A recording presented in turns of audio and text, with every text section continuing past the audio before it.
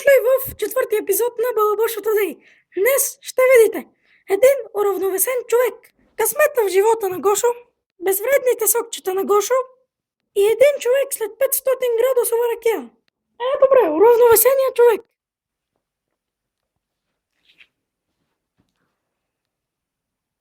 Късмета в живота.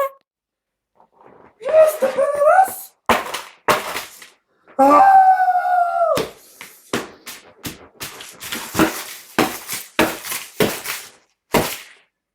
Безопасните сокчета на Гошо.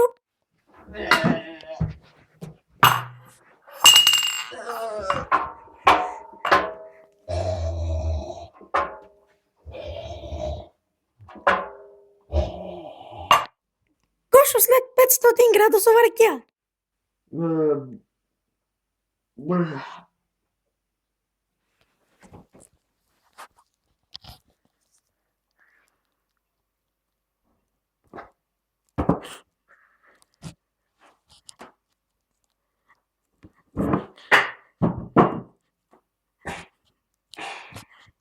Това беше всичко от нас, Балабошо Today. Край от мен, Пешо Наденица.